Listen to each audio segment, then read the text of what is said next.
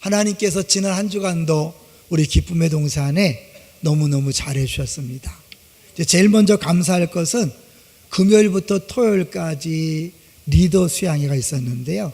이번이 25기예요. 그러니까 25번째죠. 근데 제가 볼 때는 가장 놀라운 은혜가 있지 않았을까. 역대급이라는 표현을 쓰는데 제가 볼 때는 그랬던 것 같아요. 처음부터 마지막 모든 순서에 성령의 기름 부으심이 있었고 은혜 받는 모습이 보였어요. 저는 그것을 보면서 우리가 2020년을 기대감으로 시작했는데 뭔 일이 벌어지고 있구나 그런 생각이 들었어요. 여러분 2020년 기대해도 좋습니다. 다만 여러분 우리가 이제 서핑보드라는 게 있잖아요. 파도를 즐기는 건데 그거는 파도가 없으면 안 돼요. 근데 파도는 우리가 일으키는 게 아니에요. 하나님이 파도를 줄 때 파도를 타는 거예요. 하나님 2020년도에 영적인 파도를 우리에게 부어줄 때 잘 타시기 바랍니다. 그건 뭐냐면 여러분이 예배와 행사와 모든 프로그램에 잘 참석하는 게 필요하다는 거예요. 특히 성경 읽기 잘 참여하세요. 큰 은혜가 있을 것입니다. 리더 수양회를 위해 수고하신 모든 분들에게 감사를 드립니다. 이제 두 번째는 어제 우리 장로님 부부 신년 할애가 있었는데요. 역대 가장 많은 모여갖고 큰 홀을 빌려서 같이 인사를 나눴어요. 특별히 두 가지가 감동적이었는데요.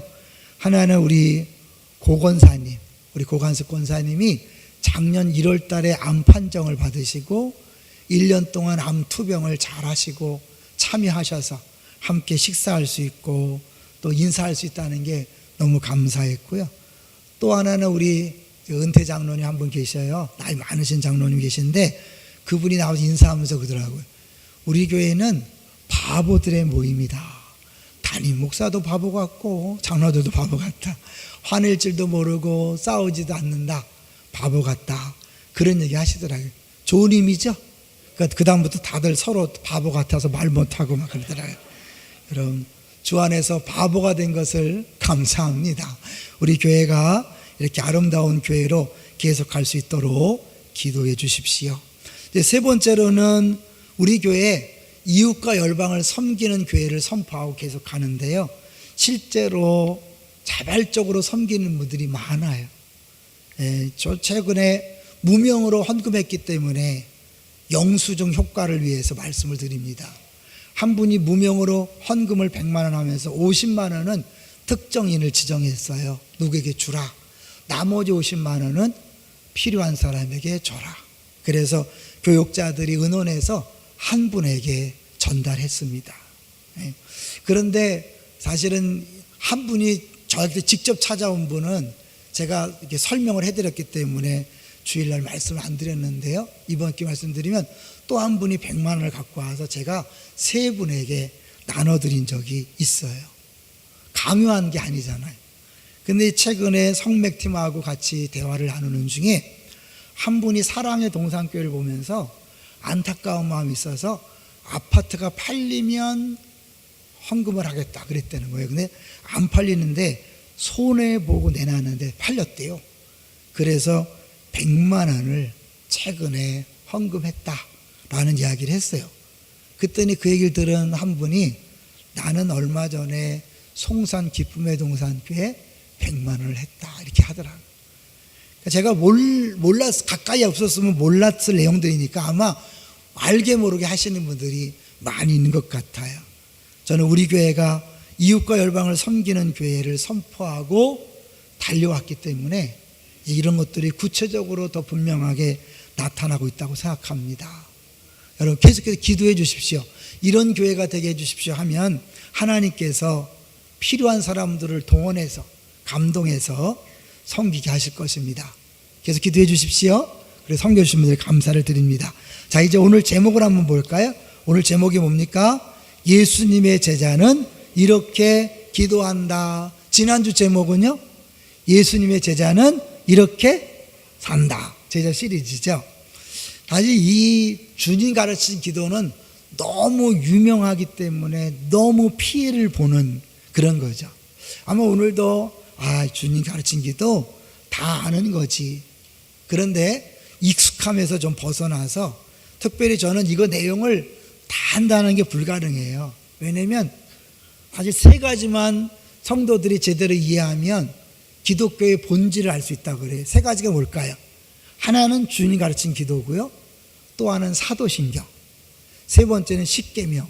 이 세 가지를 제대로 이해하면 기독교의 핵심을 알 수 있다고 말해요. 그러니까 이 주님 가르친 기도를 제대로 잘 알면 우리가 신앙생활을 잘 할 수 있는데 그건 이제 다음 기회에 한번 해보기로 하고요. 오늘은 특별히 세 가지에 집중하려고 합니다. 세 가지. 첫 번째는 누구에게 기도하는가? 누구에게 기도하는가? 두 번째는 하나님 앞에서 기도할 때 가장 중요한 핵심 사항이 뭔가? 하나님을 향해 기도할 때 가장 중요한 핵심 사항. 두 번째, 우리를 위한 기도할 때 가장 중요한 핵심 사항은 무엇인가? 요 세 가지를 중점으로 해보려고 그래요. 자, 먼저 우리 본문을 한번 읽어볼게요. 6장 5절을 볼까요? 시작. 또 너희는 기도할 때에 외식하는 자와 같이 하지 말라. 그들은 사람에게 보이려고 회당과 큰 거리 어귀에 서서 기도하기를 좋아하느니라. 내가 진실로 너에게 이르노니 그들은 자기 상을 이미 받았느니라. 사람에게 보이려고 기도를 사람을 의식하고 하는 그 잘못에 대해서 이야기하는 거예요. 외식이란 말이 뭐죠? 저는 이제 그런 경우가 없어서 몰랐는데 한 분이 많은 사람과 대화 중에 외식이란 단어를 오해하는 사람이 많다는 거예요. 그래서 바깥에 나가서 밥 먹는 것을 무슨 왜 외식하지 말라고 그럴까? 전략하려고 하는가? 그게 아니에요. 외식은 바깥 외자에 꾸밀 식자, 이제 겉을 꾸미는 거죠. 안은 안 그런데 겉을 그럴듯하게 꾸미는 것이 외식이에요. 그 예수님이 가장 경계한 것이 종교 지도자들의 외식이죠. 그러니까 우리 신앙생활에 자칫 잘못하면 사람을 의식하고 기도하고 사람을 의식하고 찬양하고 사람을 의식하고 봉사하고 사람을 의식하고 전도할 수 있는 거죠. 저는 사람들이 기도하는 걸 가만히 들어봅니다. 여러분 들어보잖아요. 저게 진짜 하나님한테 하는 걸까? 아니면 사람 들으라고 하는 걸까? 가끔 헷갈릴 때가 있어요. 여러분은 못 느끼셨어요? 여러분이 잘 들어보면 저게 정말 하나님이 들으라고 하는 걸까? 회중이 들으라고 하는 걸까? 여러분, 회중이 들으라고 기도하는 게 아닙니다. 하나님 앞에 기도한다는 것을 잊지 마십시오. 그렇기 때문에 기도를 잘하냐 못하냐에 신경 쓰지 마십시오. 하나님은 우리가 기도를 잘하냐 못하냐를 보지 않습니다. 얼마나 하나님을 알고 기도하는가를 더 관심 있게 보십니다. 믿습니까? 그러니까 여러분 기도 못하는 걸 부끄러워하지 마시고 기도 잘한다고 자랑하지 마세요. 이미 그 자체가 사람을 의식하고 있다는 증거이기 때문에 그렇습니다. 자, 그래서 이 바리새인들이 외식하기 때문에 사람들 앞에 기도하기를 좋아해요. 난 기도를 많이 하는 사람이다. 그 사람들은 아버지께 받을 게 없다 그런 거죠. 자, 7절을 볼까? 이제 반대로 사람이 아니라 하나님 앞에 하긴 하는데 잘못된 방법으로 하는 거죠. 읽어볼게요. 7절 시작. 그들은 말을 많이 하여야 들으실 줄 생각하느니라. 기도를 안 하는 게 아니에요. 기도를 열심히 해요. 너무 열심히 하는데 그들이 응답을 어떻게 받는다고 생각하는 거예요? 내가 기도를 많이 했을 때 하나님이 감동을 받고 내 기도 때문에 하나님이 응답하실 것이다. 그 말은 뭐예요? 뭐가 원인이? 내 열심이 원인이에요. 내 공로가 원인이 돼서 하나님이 감동을 받는 거예요. 이거는 전형적인 미신이고 종교적인 거죠. 왜? 우리나라에 속담이 있죠? 지성이면 감천이다. 기독교도 똑같을까요? 아니에요. 기독교는 지성이면 감천이 아니에요. 하나님의 사랑으로 우리에게 응답하시고 우리에게 복 주시고 하는 거지, 내가 열심히 노력해서 하나님이 야 열심히구나 감동해서 하는 게 아니에요. 그게 바로 율법적인 것이고 종교적인 신앙생활이에요. 근데 우리 중에 그런 사람이 많을까요, 적을까요? 의외로 많아요. 그래서 우리는 입에 열심이란 단어를 달고 살아요. 열심히 기도해야죠. 열심히 신앙생활 해야죠. 근데 그렇게 해서 주님을 움직이려고 한다면 그건 틀린 거예요. 아시겠죠? 근데 우리는 그렇게 하기 때문에 신앙생활이 힘든 거예요. 열심히 하려는데 안 되잖아요. 주님이 열심히 하라고 그러지 않아요. 물론 이제 요한계시록 열심을 내라는 말표현이 있지만 그거는 뭐예요? 적당선에서 하기 때문에 그런 것이고, 우리가 하나님을 움직이려는 그런 동기를 가지고 하는 것은 100% 잘못된 것이다. 100% 애들 말대로 100% 틀린 거예요. 아시겠죠? 그러니까 막 기도를 오래 해야 되고 막 열심히 해야 되고 막 꾸준히 해야 되고 잘해야 하나님이 응답하시는 게 아니다는 것을 이야기하는 거죠. 그들을 본받지 말라. 그러면 어떻게 하라는 건가? 그래서 9절이 나오는 거죠. 자, 그러므로 그랬잖아요. 그러므로. 이제 8절을 먼저 봐야겠네. 그죠? 8절 시작. 그러므로 그들을 본받지 말라. 구하기 전에 너에게 있어야 할 것을 하나님 너희 아버지께서 아시느니라. 다 알아? 그게 결국 기도하지 말라는 건가?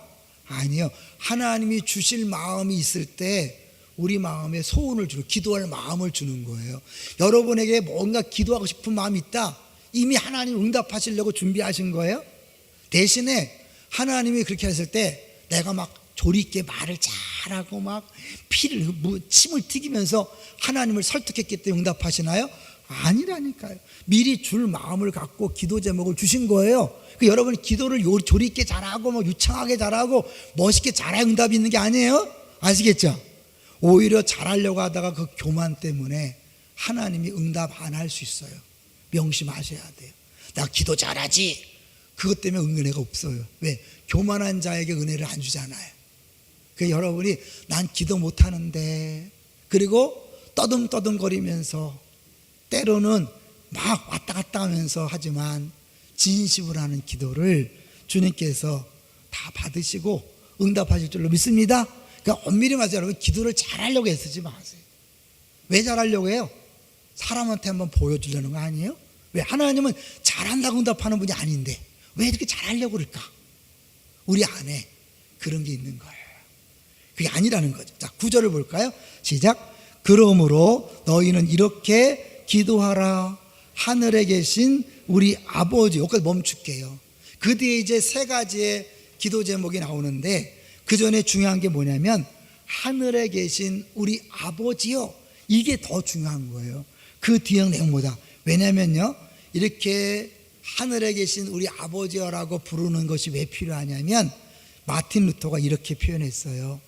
곧장 하나님과 앞에 내 요구사항 이야기하는 것이 아니라 기도를 진행하기 전에 자신의 위치를 먼저 깨닫는 거죠. 나는 하나님에게 어떤 존재인가? 하나님은 엄중한 심판을 받아 마땅한 우리에게 그분을 아버지로 여기고 또 그렇게 부르라고 가르쳐 주셨습니다. 그러니까 뭐예요? 결국 하나님을 아버지라고 부르는 순간 뭐예요? 내가 죄인인데 예수 그리스도를 죽이면서까지 나를 위해 희생하시고 나를 사랑하신 분이다. 그 사랑을 딱 먼저 확인하고 그리고 기도를 시작하라는 거예요. 자, 그 사랑이 확인되면 기도 응답이 될까 안 될까 걱정할 염려 있어요? 없어요? 없어요. 믿음이 안 생길까봐 믿어 그럴 필요도 없는 거예요. 그 사랑이 딱 확인되면 이제 뭐예요? 기도하는 족적, 그런 표현 괜찮나요? 기도하는 것마다 다 응답하실 줄로 믿습니다. 자, 그런데 이제 특별히 그 중에 하늘에 계시다는 표현이 재밌어요. 하늘에 계신다는 게 뭘까요? 하늘, 이 땅에 하늘과 초월적인 존재라는 거예요. 전능하시다는 거예요. 무엇이든지 하실 수 있다는 거예요. 뭐든지 다 알고 있다는 거예요. 그럴 때 그분은 내가 어떤 기도를 해도 못하실 게 없는 거죠. 하나님 앞에 아무리 힘들고 어려운 상황도 기도하면 다 이루어질 수 있다는 능력에 관한 거예요. 그 다음에 뭘까요? 아버지예요. 사랑에 관한 거죠. 능력과 성품. 자주 얘기했어요. 우리가 기도할 때 두 가지를 기억하셔야 돼요. 하나님의 능력, 뭐든지 다 하실 수 있다. 그 다음에 그분은 나의 아버지다. 여러분, 아버지란 존재는 뭡니까? 자식을 위해서 자기 목숨도 아까워하지 않는 게 아버지예요. 동의하시나요? 이제 문제는 가끔 우리가 받은 상처, 우리 아버지가 그렇게 하지 않았기 때문에 동일하게 생각해서 아버지가 안 믿어지는 거예요. 그 사랑이 안 느껴지는 거예요. 여러분, 육신의 아버지와 하나님 아버지는 다릅니다. 그 사실을 늘 기억하셔야 돼요. 아무리 부자고 아무리 힘 있으면 뭐예요? 나와 상관이 없으면 소용이 없잖아요. 근데 그렇게 전능하시고 초월적인 그분이 바로 나의 아버지다. 저는 제가 이제 예은이 예찬이를 키울 때 늘 그런 마음이 있었어요. 죄가 아니라면 애들이 요청하는 것을 다 들어주고 싶다. 그런 마음이 있었어요. 근데 이제 안타까운 것은 내 능력에 한계가 있어서 다 들어주지 못할 때가 있었어요. 그건 안타깝죠. 하나님에게는 한계가 있다 없다? 없어요. 이러니 얼마나 신나는 거예요. 여러분, 뭐든지 다 기도하면 돼요. 할렐루야. 그런데 하나님이 뭐든지 다 기도하면 들어주는데 바로 너희들의 요구사항을 말하지 말고 먼저 찬양부터 하라고 이야기해요. 그래서 뭐예요? 먼저 제 첫 번째 기도 제목이 뭡니까? 이름이 거룩히 여김을 받으시오며. 엄밀하면 기도지만 하나님을 높이는 경배에 대한 거죠. 하나님을 찬양하는 거예요. 사실은 천사들이 거룩하다 거룩하다 거룩하다 선포했던 것처럼 주님 하나님의 이름만 거룩히 여김을 받으시옵소서 찬양하는 거죠. 근데 이름이 있다는 게 중요해요. 이름이 있다는 건 인격이고 막연한 존재가 아니라 이름이 있는 인격이기 때문에 우리가 대화를 할 수 있는 거예요.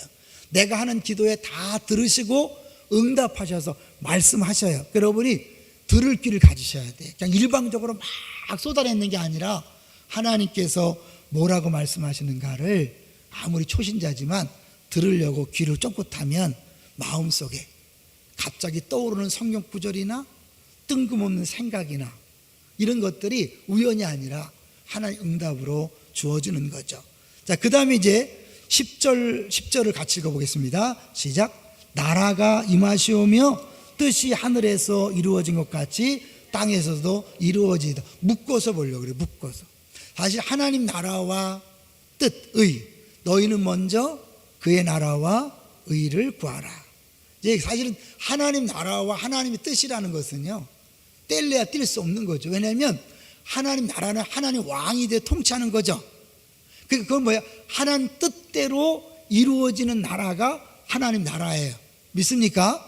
이것을 위해 기도한다는 건 뭐냐면 내가 하나님이 나보다 더 뛰어나시고 온전하신 분을 인정해 드리는 거예요. 내 뜻보다 하나님 뜻이 더 옳고 더 완벽하니까 하나님 뜻대로 이루어 주십시오. 여기서 사실은요, 모든 기도는 끝났다고 해도 과언이 아니에요. 우리 자녀 문제, 건강 문제, 직장 문제, 사업장 문제, 우리는 하나님 우리 애를 이렇게 만들어 주시고 이런 대학에 가게 하시고 우리 사업장 이렇게 해주시고, 근데 그렇게 되면 좋을까요? 우리의 유한한 생각으로 계획한 것이 완전하지 않아요. 오히려 그렇게 되면 위험할 수 있다니까요. 내가 원하는 대학교에 애들이 갔다가 위험할 수 있다니까요. 하나님이 알아서 우리 아이의 진로를 결정할 줄로 믿습니다. 우리 직장과 사업장과 내 건강 문제를 책임질 줄로 믿습니다. 그걸 맡겨드리는 거예요. 그러는 순간 어떻게 안심이 되는 거죠. 나는 내가 이렇게 되면 좋겠고 이렇게 됐으면 좋겠다 하지만 내 한계에서 생각하는 거예요. 제가 관심을 갖고 이렇게 보다 보니까 사람의 약함을 얘기하는데 마술사의 속는 이유가 있죠. 분명히 보는데 저건 마술이고 속이는 거다 그러는데 못 찾아내. 알고 봤더니요, 이 마술사가 이렇게 하는 사이에 주변에 다른 것들을 많이 이렇게 동원하는데 우리는 다 보지 못하고 일부만 본다는 거예요. 근데 그 전문가들이 말하는 게 뭐냐면 우리 뇌는 다 감당할 수 없대요. 우리 연약함을 알기 때문에 모든 정보를 받아들이면 감당이 안 되니까 감당할 수 있는 만큼만 보고 감당할 수 있는 만큼만 듣는다는 거예요. 그러니 우리가 얼마나 약한 존재예요. 다 몰라요. 그러니까 우리는 100% 실수할 수밖에 없고 100% 잘못될 수밖에 없는 거예요. 인정하시나요? 이걸 인정하는 게 하나님 나라가 임하시고 주의 뜻대로 되길 원합니다라고 기도하는 거예요. 심지어 예수님조차도 이런 기도한 거 기억나십니까? 예수님이 언제 이 주님 가르친 기도를 친히 하셨죠? 겟세마네 동산에서 기도하셨죠. 할 수만 있거든 이 잔을 옮기시옵소서. 아니, 하나님의 아들이 왜 그런 기도를 했을까요? 그런데 내 원대로 마옵시고 아버지 원대로 되기를 원하나이다. 예수님 원하는 대로 이 잔을 옮겼다면 우리에게 구원은 없습니다. 그러나 아버지의 뜻대로 되기를 구했고 그대로 됐을 때 전 인류의 구원이 이루어진 줄로 믿습니다. 마찬가지 여러분, 우리는 내 자녀와 내 가정과 내 직장과 사업장만 생각하지만 하나님의 궁극적인 목적은 영혼 구원에 있어요. 하나님 나라가 이루어지되 전 세계가 주 앞에 돌아오는 것이 주님께서 원하시는 뜻이에요. 그걸 위하여 우리 자녀를 양육하시고 직장과 사업장과 모든 것들을 주관하시는 줄로 믿습니다. 그러니까 우리는 그걸 인정하고 주님 뜻대로 하십시오, 주님이 다스려 주십시오 라고 먼저 기도를 하는 거예요. 자, 이게 우리가 하나님 앞에 기도할 때 명심해야 될 내용인 거예요. 자, 이제 그 다음에 우리를 위한 기도가 그 다음에 나오는 거예요. 그러니까 바로 우리를 위한 요구가 아니라 이제 하나님을 온전히 부르고 하나님을 향한 기도를 한 다음에 그 다음에 나오는 기도가 우리를 위한 기도예요. 자, 볼까요? 11절. 자, 11절 시작. 일용할 양식을 주시옵고. 자, 이제 하나님이 예수님을 통해서 그 많은 기도 제목 중에 딱 3개 아니면 4개인데 이 기도 제목 중에 준 게 뭐냐면 딸랑 일용할 양식이래. 온 세계를 먹일 수 있는 풍성함을 주십시오라고 하면 얼마 좋겠어요? 하나님은 그런 걸 원하지 않아요. 그건 내가 할 테니 너는 하루하루 믿음으로 살아라. 사실은 이제 우리가 암 환자들을 보면 너무 힘들고 어렵잖아요. 현재의 고통도 어렵지만 과연 나을 것인가? 죽으면 어떡하나? 이런 게 어렵잖아요. 사춘기 아이들을 키우면서 뭐가 걱정돼요?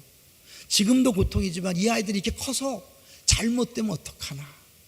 중간에 뭔가 큰일 나면 어떡하나라는 두려움이 있는 거잖아요. 그게 더 힘든 거잖아요. 근데 그거 내 미래, 내 자녀, 건강, 직장, 사업장 모든 것들은 아버지의 뜻대로 아버지의 나라가 이루어지면 다 선한 결말, 가장 좋은 것으로 나타날 줄로 믿습니다. 맡기고 나는 뭐예요? 하루하루 이 고통을 감당할 수 있는, 버틸 수 있는 힘을 달라고 기도하는 거예요. 신앙생활은 딴 게 아니에요. 하루하루 버티는 거예요. 하루하루 건기는 거예요. 나머지 주님이 하시는 거예요. 믿습니까? 근데 우리는 그것이 아니라 더 많은 것들을 생각하고 스트레스 받고 고민하고 염려하지만 그 고민한다고 키를 한 잔이나 더 할 수 있느냐? 아무 소용도 없는 쓸데없는 에너지를 빼앗기고 지치고 약해지는 거예요. 그거 아니에요. 일용할 양식, 오늘 하루 버틸 힘을 달라고 기도하는 거예요. 그래서 사실은 이것은요 사치품이 아니라 생필품이라고 그렇게 표현하고 있습니다. 주님 한 분만으로 만족한 사람들의 모습을 보여주고 있는 거죠. 근데 특별히 이제 중요한 건 뭐냐면 우리라는 거예요. 우리에게 일용, 나의 양식이 아니라 우리의, 나뿐 아니라 모든 사람이 더불어 먹고 살 수 있는 오늘의 양식. 그 말은 뭘까요? 온 인류를 위한 공적인 기도가 되는 거죠. 그러기 위해서는 누가 부익부, 빈익빈 혼자서 막 썩어나가는 것을 잔뜩 싸놓고 누군가는 굶어 죽게 하는 일이 없도록 주님께서 역사해 달라는 거예요. 사회의 고리불이, 불공정한 모든 경제 법칙을 주님께서 해결해 달라는 기도와 연결된 어마어마한 거죠. 그죠? 어마어마한 거예요. 그래서 우리 주변에 자기 욕심만 부리는 사람들을 주님이 만져주시고 막아주시고 다 함께 오늘의 양식을 공급받는 사회를 만들어 주십시오. 그런 나라를 만들어 주십시오라고 기도하는 거죠. 그것이 마틴 루터가 해석한 내용이에요. 자, 이제 그 다음에 진짜 중요한 것은 그 다음에 사실은요, 오늘 우리가 핵심적으로 봐야 될 것은 용서에 대한 거예요. 자, 12절을 볼까요? 12절 시작.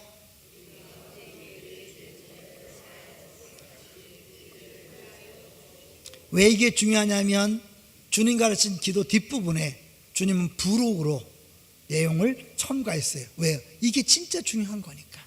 14절 15절을 볼까요?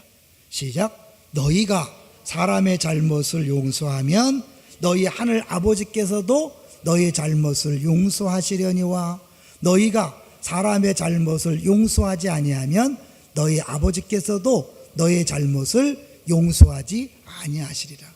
왜 첨가했을까요? 우리 신앙생활의 핵심이 용서이기 때문에 그런 거예요. 여러분, 신앙이 왜 안 자라는지 아세요? 이 부분이 안 돼서 그런 거예요. 왜 우리 인격이 변하지 않고 성품이 안 변하는지 아세요? 왜 똑같은지 아세요? 이게 안 되기 때문에 그런 거예요. 사실 용서라는 건 뭐냐면 하나님이 나를 벌 주지 않고 용서해 준 거예요. 쉽게 해서 죽을 것을 물에서 건져내 주신 거예요. 지옥 갈 것을 살려준 거예요. 근데 하나님은 한 번 용서받아서 끝이 아니라 매 순간순간마다 잘못을 할 때마다 용서를 빌려고 하는 거예요. 구원파 같이 그냥 한 번 예수 믿으면 죄 없다, 그게 아니에요. 사실 우리가 신앙생활하면서 여러분 마음속에 기쁘지 않은 이유가 있죠. 그건 돈 때문이 아니에요. 건강이 아니고 자녀가 아닌 거예요. 여러분 안에 죄의 문제가 있어서 그게 여러분 양심을 힘들게 하는 거예요. 근데 우리는 그게 죄 때문에 생각하지 않고 누구 때문이야, 무엇 때문이야, 자꾸 핑계를 대면서 그 문제를 회피해 가요. 그게 해결이 안 되는 거죠. 아니에요. 여러분 힘들고 어려울 때, 기쁘지 않을 때 바로 주 앞에 용서를 구하세요. 주님, 내가 누구를 미워합니다. 내가 이런 말 실수를 했습니다. 아직도 내가 누구를 용서하지 않고 있습니다. 용서해 주십시오. 그러는 순간 주의 보혈이 여러분을 깨끗게 할 줄로 믿습니다. 그럼 여러분이 처음 내죄 사함 받고 예수를 안 뒤 기쁨을 얻은 것처럼 다시 처음에 그 기쁨이, 예수 처음 만난 그 감격이 다시 우리에게 샤워한 것처럼 넘치는 거예요. 근데 언제 순간부터 안 해. 이 미움을 그대로 품고 신앙생활이에요. 근데 마음이 기쁘지 않으니까 다른 것으로 그 기쁨을 대체하려고 그러는 거예요. 대표적인 거 볼까요? 다른 사람과 비교해서 나는 이 정도야, 난 이렇게 잘 알아, 난 이렇게 기도를 잘하고 전도를 잘하고 봉사를 잘해, 이걸로 대체하는데 기쁨이 올까요? 안 오지요. 시간이 갈수록 더 강팍해지고 어려워지는 거예요. 그리고 힘드니까 싸나워지는 거예요. 여러분, 내가 날마다 용서받은 죄인임을 알면 싸나워질까요? 아니에요. 부들부들해지는 거죠. 왜요? 제가 뭐 할 말이 있나요? 제가 죄인인데 살려준 것만 더 감사한데 뭐 할 말이 있나요? 그거를 뭐예요? 1년에 한 번 하는 게 아니에요. 10년에 한 번 하는 게 아니에요. 매 순간. 왜? 우리는 끊임없이 죄를 지는 사람들이잖아요. 그러니까 매 순간 하면서 동시에 뭐예요? 이거는 하나님과 나의 관계뿐만 아니라 내 이웃에게 용서를 결단하고 선포하고 나아가는 거죠. 이것에 대해서 마틴 루터가 이런 얘기를 했습니다. 누구든 스스로 의롭다 여기고 남들을 멸시하는 이가 있으면 이 간구와 마주서서 자신을 살피게 하라. 여러분, 누군가를 정죄하고 비판할 때 이 기도 앞에 서라는 거예요.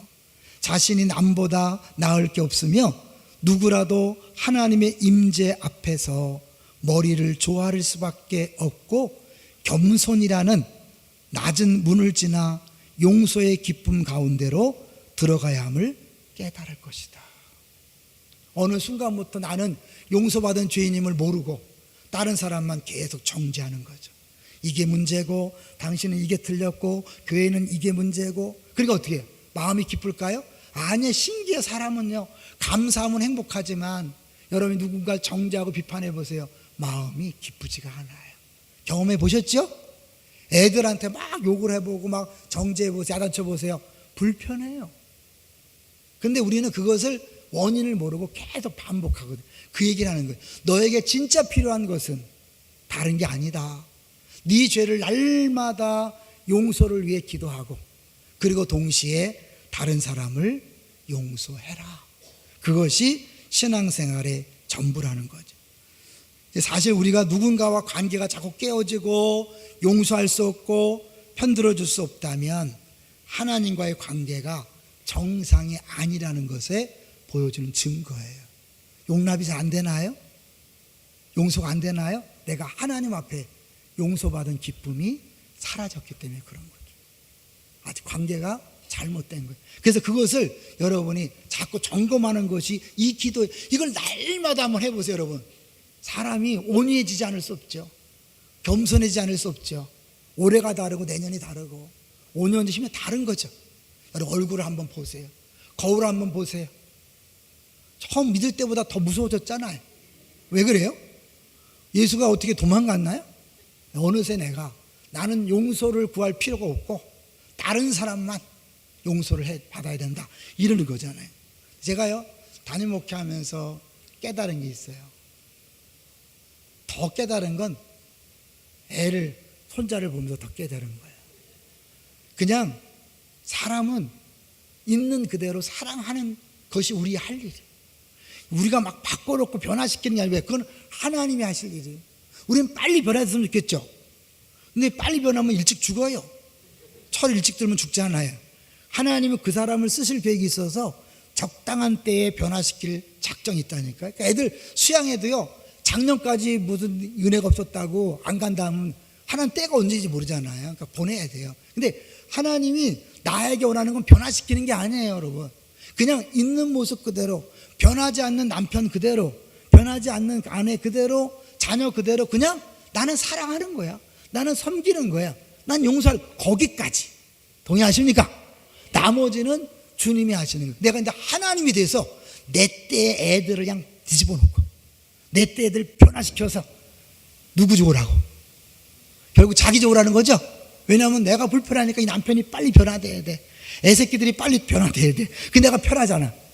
주님은 우리를 편하라고 남편과 아내를 주신 게 아니라, 자녀를 주신 게 아니라 섬기라고 주신 줄로 믿습니다. 우리 그냥 끊임없이 용서하고 용납하고 있는 그대로 하는 거예요. 애를 보면서요, 야, 정말 애는 하는 게 없어. 그냥 먹고 자고 그냥 달래주고 보면 그냥 웃고 그런 거예요.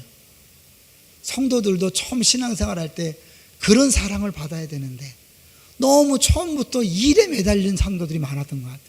그러니까 이게 충분한 사랑을 받고 그 사랑에 겨워서 주님 나도 이제 뭐 좀 할게요 이래야 되는데 너무 초신자들을 돌려버리니까 사랑은 받지 않고 일만 한 거야. 그러니까 교회가 직장 같아, 회사 같아. 아니에요, 여러분. 교회는 가정입니다. 하나님을 아버지로 모신 가정입니다. 그래서 하나님을 아버지로 생각하는 사람이 있고 하나님을 보스, 사장으로 생각하는 사람이 있는 거예요. 차이가 뭘까요? 사장으로 생각하면 내가 열심히 노력해서 그 공로로 대신 봉급을 받는 거예요. 내가 노력한 만큼 반응을 받는 거예요. 아버지는 그렇지 않아요. 아무것도 한 게 없어도 다 주는 분이 아버지예요. 믿습니까? 우리 하나님 어떤 분? 아버지입니다. 여러분 편안하게, 자유하게, 쉼을 누리면서 신앙생활 하세요. 먼저 풍성히 은혜를 누리세요. 그리고 나서 야, 내가 이렇게 은혜를 받는데 나도 좀 뭘 해야 되지 않을까? 그래서 은혜를 전하는 전도자가 되고 은혜로 섬기는 봉사자가 되고, 그래서 자연스럽게 그것이 기뻐서 감당하는 그런 우리 모두가 되시기를 주의 이름으로 축원합니다. 이제 그리고 결론으로 가겠습니다. 그 다음에 13절을 보면요, 사실 이 시험에 들게 하지 마시옵고 다만 악에서 구하옵소를 두 개로 나누기도 하고 하나로 묶기도 해요. 근데 이게 뭐냐면 하나는 내부적인 거고 하나는 외부적인 거예요. 시험에 들지 않는 것은 뭐 내 개인의 안의 문제예요. 사실 내 안에서 내가 스스로 하나님과의 관계죠. 예를 들면 너무 부유해지면 하나님 없다 하고 떠나는 위험성이 있어요. 너무 가난하면 하나님 믿어도 별거 없네, 낙심해서 하나님에게 등을 돌릴 위험성이 있는 거죠. 그래서 잠언에 보면 가난하게도 마옵시고 부하게도 마옵시고, 우리의 연약함을 아는 거죠. 그러니까 끊임없이 우리는 잘 돼도 유혹, 안 돼도 유혹이에요. 그래서 하나님 앞에서 적당선에서 우리를 도와달라고 하는 거죠. 그건 내부적인 거라면 악은 뭐냐면 구체적으로 사단이죠. 사단이 끊임없이 불화살을 쏩니다. 소위 말하는 뒷담화, 시기, 질투, 그리고 사람들의 음모, 이런 것들은 뭐예요? 그 사람들이 마귀의 통로가 돼서 여러분을 공격하는 거예요. 여러분, 그런 것이 없기를 바라지 마세요. 죽을 때까지 그것은 없지 않습니다.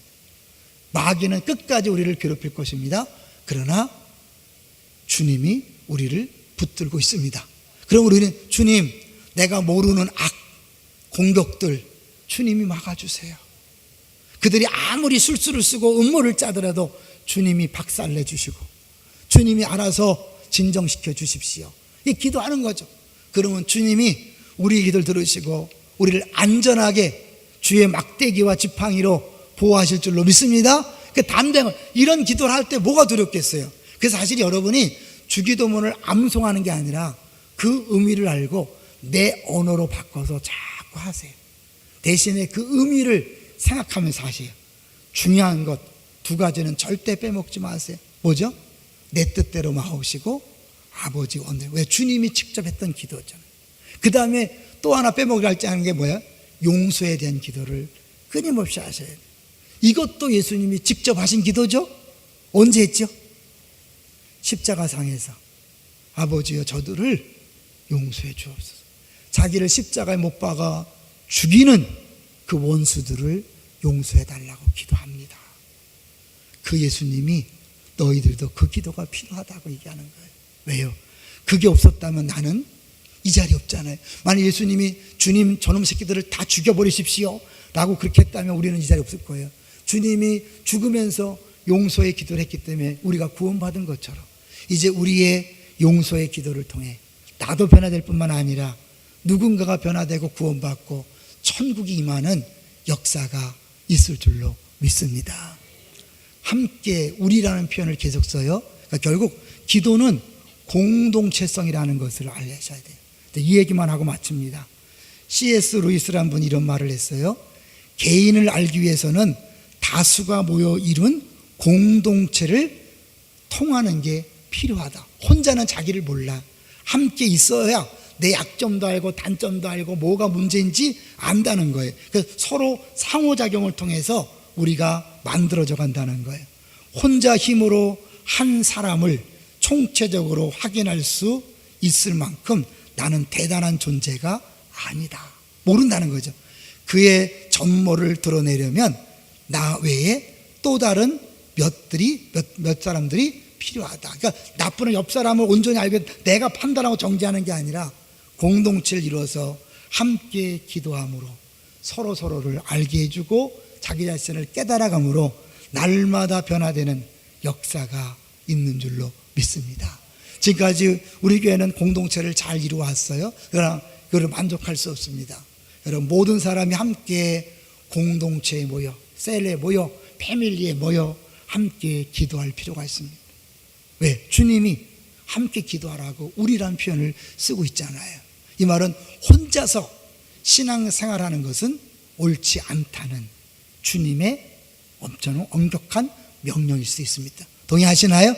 그래서 우리 새해 2022년부터 더 공동체로 함께 모여 기도하되 그분이 우리 아버지요 내 뜻이 아니라 그분 뜻대로 이루어지고 끊임없이 용서를 선포하고 용서를 구함으로 내 안에 천국이 처음 예수 믿을 때 그 천국이 날마다 이루어지고 우리의 용서를 통해 우리 주변이 천국으로 변화되는 역사가 있게 되기를 주의 이름으로 축원합니다.